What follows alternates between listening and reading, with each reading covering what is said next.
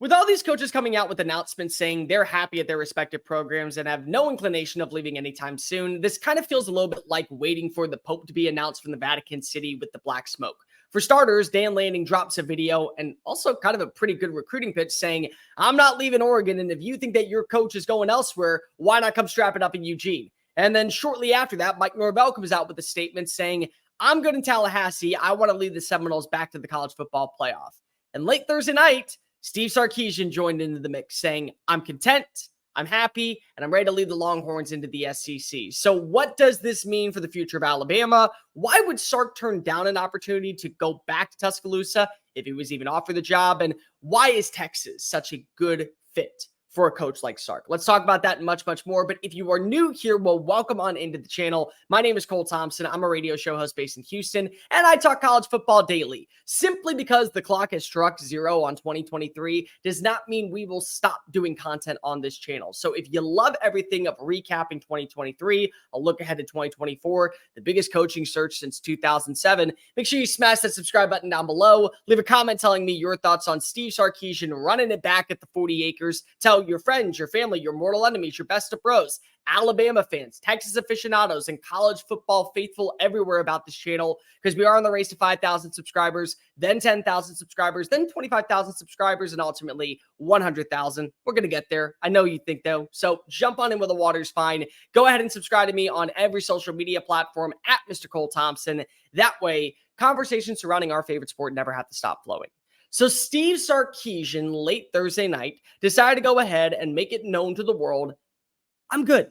I'm really good with Texas. I like where my program is, and I know I'm about ready to get paid a bucket load. Thank you, Jimmy Sexton. You can go ahead and buy yourself an island with the amount of money you're about to make. But I know that Chris Del Conte and I see eye to eye. I'm not leaving. And there's many people out there that are probably pondering to themselves saying, well, why not take the Alabama job? Well, what is it about Texas that makes it so great? Let me just go ahead and preface this real fast. Texas is an elite job in college football. It is about as perfect as a job in this new version of the world that we're about to enter that you could ask for. With the resources, with the funding, with the backing of the boosters, with the inclination about what a Saturday is in Austin, what it's like to be able to say that you were the head coach of Texas football, like all of that persona and enigma that surrounds Texas, it carries weight. And it's about to carry even more weight because of that big yellow and blue logo that says SEC. Alabama is a great job. Alabama is, in my opinion, about the epitome of college football. And until someone surpasses him, Kirby's doing a pretty damn good job down in Athens, but until someone is able to surpass the pedigree and the persona that is Crimson Tide football, that is the elite job in all of the industry. But that doesn't mean there aren't great jobs out there. Ohio State is an elite job. Georgia is an elite job. You could say Texas, without question, is an elite job. And if it isn't an elite job in your mind yet, it will be by this time next season. I would probably throw Michigan on a lower tier, but still in the conversation. Maybe Oregon with Dan Lanning, what he's going to establish could be on the come up. And if you want to throw in one more team, Florida State, the pedigree, the persona, the atmosphere, all of that, that is also about as good as an A-plus job as possible. So if you don't have one of those jobs, I understand you taking the job in Tuscaloosa. And I understand why you would even consider that being the pipeline dream. Kalen DeBoer right now is the favorite to land as Nick Saban's heir. And many people are tuned off by that. But guy's a proven winner. And Washington, as good as a program as it is, I love the Huskies. I love Seattle. I love Husky Stadium. I love the enrichedness of what that stadium invokes. But it's not at the same level as Alabama. We can all agree to that one, okay? We can all agree that it maybe isn't even at the same level as Oregon, for that matter. So it would make sense.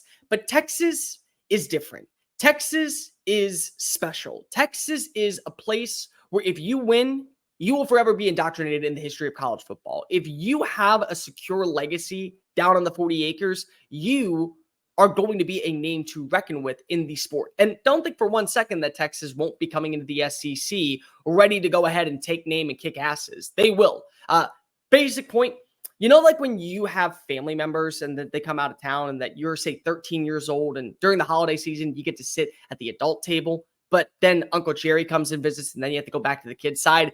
That's Texas. Texas is Uncle Jerry. He's coming on in and he's saying, hey, yeah, get up, go ahead and hang out with your cousins. You belong on that tier, that potential, that persona. That's your MO. I'm sitting now at the big boy table, and they're going to run it, and they're going to do it because of who they have at the helm. It would make sense for Sark to be the selection down in Tuscaloosa. It really would, simply because of the relationship with Nick Saban. And you can't tell the story of Steve Sarkisian and the revitalization of his career if Nick Saban doesn't make a phone call and Sark doesn't go down to Tuscaloosa. On two different occasions, Nick saw something in Sark that many people were afraid to touch. Many people were afraid to be around because of the entire process that happened at USC. And his name had been riddled through a pipeline of just mediocrity. And a lot of people were tuned off by his off-the-field concerns. But Saban wasn't. And because of it, he won a national title. He was able to see a Heisman Trophy wide receiver. He was able to see a Davey O'Brien award-winning quarterback. And he was also able to see his head coach march in to Jordan-Hare Stadium and beat the Auburn Tigers. He saw all of that simply because of he gave Sark a shot. And now Sark has created his own program, his own persona, his own enigma down in Austin that is sustainable, very sustainable. The thing that really stands out about Texas that has been missing for quite some time is the development of talent. You look at the names that come in. Like Texas A&M is kind of going through this process right now, and this is the only way I can put it. Texas A&M continues to land five-star talents. They were able to get the #1 recruiting class in the history of college football. They landed superstars for the offensive line, countless names of defensive players that should have been All-American type personas, but they finished 5-7 and they finished 7-5. And that's because they weren't able to develop talent. That was Texas for a while underneath Charlie Strong at the very end of the Mac Brown era, during the Tom Herman days.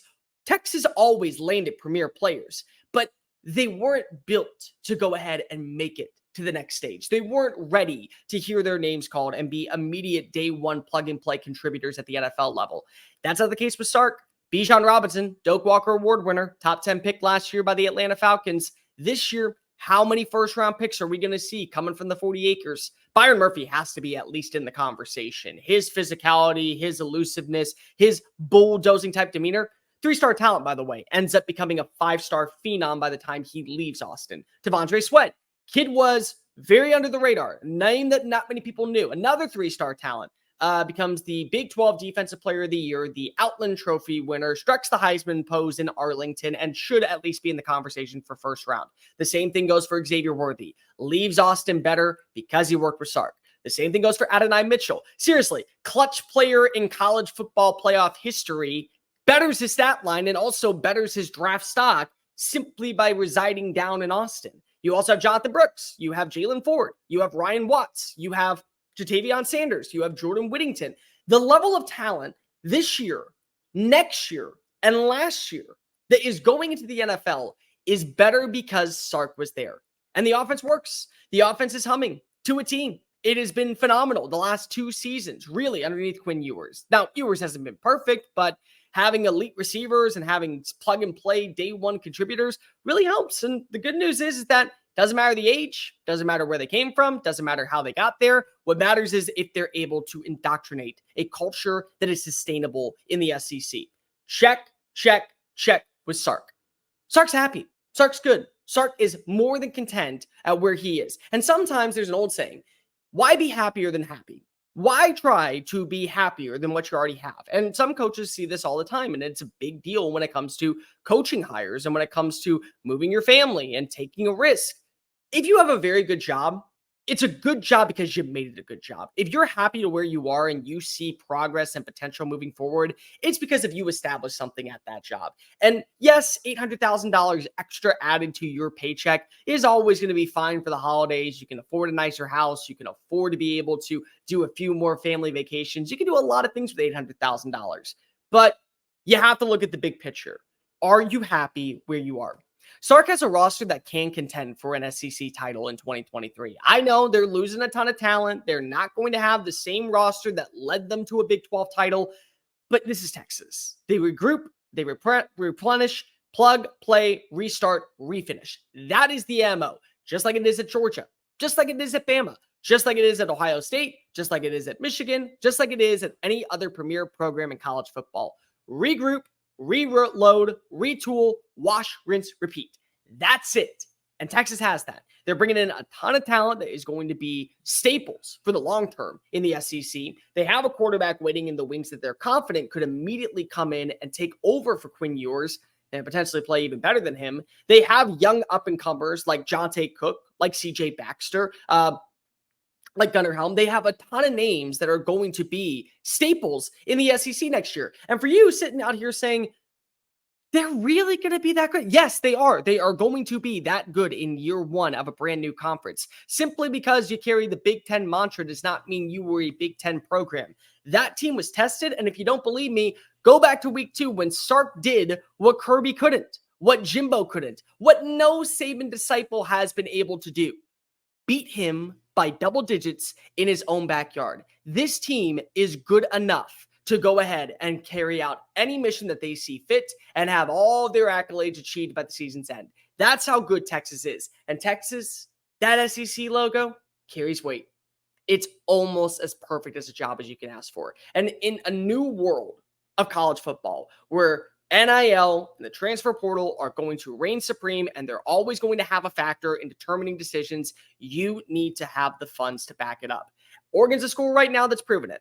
Oregon is a school that looks to be one of those contenders that could be the Clemson of the 2020s. You know, in a brand new college football playoff era where 4 teams go, Clemson decided to break waves and stop being just a run-of-the-mill good program. They became an elite one underneath Dabo. Oregon's falling into that category. Ole Miss could fall into that category. Maybe Missouri falls in that category with what we've seen so far underneath Eli Drinkwitz. You could say USC goes back to that category, and Texas absolutely falls in line to be a part of that process.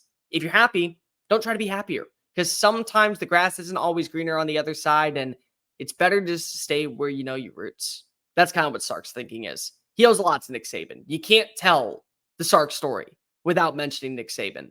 But sometimes you got to create your own chapters. A guy like Sark down at Austin, big time get for the future of this program. Soon, we're not talking about them as an elite program that just is waiting for their first title. We're going to be having conversations about how many titles does Sark win before he decides to hang it up and call it a career. And yes, it's going to happen. You can bet your bottom dollar on that. Hey guys, thank you so much for watching that video. Don't hit the X button yet. Make sure you hit subscribe to keep up with all of our daily content found on Just Saying It and anything else that we post on this channel. Bye.